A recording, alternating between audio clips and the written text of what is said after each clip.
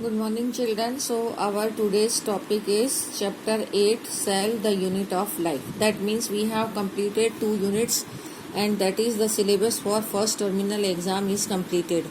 Now, we are moving ahead. Okay, the cell, the unit of life. Now, first of all, come to here. This all which is given here, I have converted it into the points, and now I am showing you from here. The first point is you will find everything in the book, but I have converted it into the points only. First of all, we are to differentiate the living to the non-living. So what is not there in the non-living thing, that is cell. That means in living organism, a basic unit of life is present, that is called as cell, which is not present in non-living material. Now, unicellular organisms are composed of single cell and multicellular organisms are composed of many cell. These are some facts. Now it is coming the definition. Definition of cell, that cell is the structural and functional unit of life. Why do it is called as a structural and functional unit of life? Because anything which is less than the cell, which cannot live independently. If anything less than the cell is there, so that cannot live independently. Hence, cell is called as a structural and functional unit of life. Now we are here coming to the next heading, that is discovery of cell. So first of all, in 1665, Robert Hooke, this all was there in 9th class also.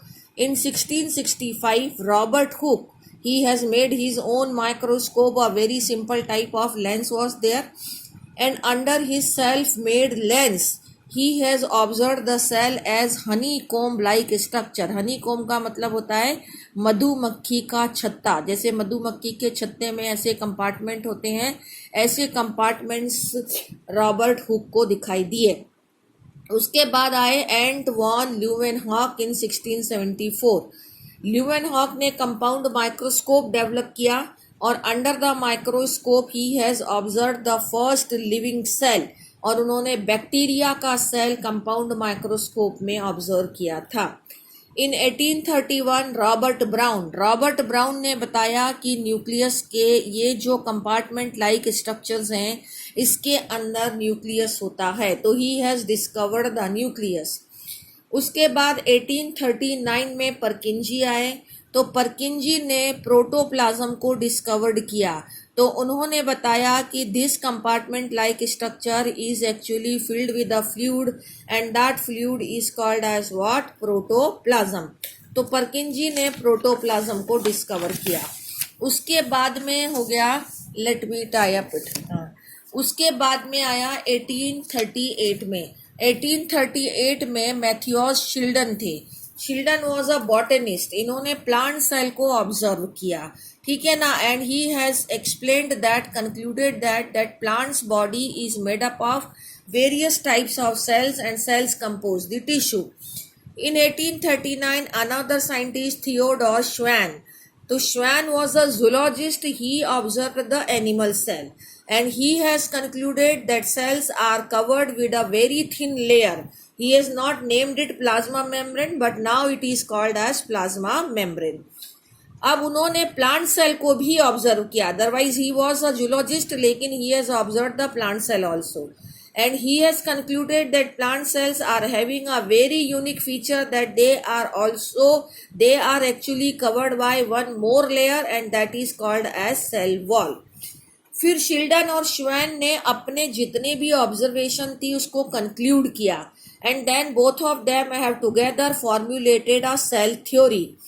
और उन्होंने जो cell theory propose किया, उसका postulate था that bodies of plants and animals are composed of cell and the products of cell, but they were not able to explain that from where do the cell arise.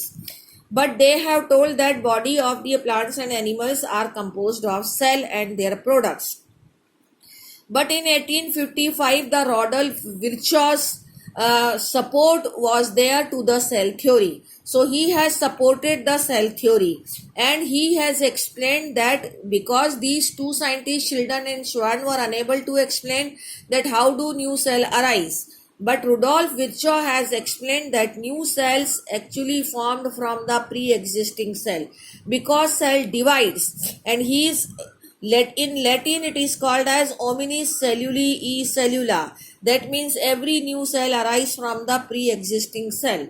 So on the basis of the observation of Schilden and Schwann and Rudolf Virchow, a final cell theory was proposed, and in it there are two postulates. The first postulate of Schilden and Schwann, that all living organisms are composed of cells and their products, and second postulate is of Rudolf Virchow, that all cells arise from the pre-existing cell.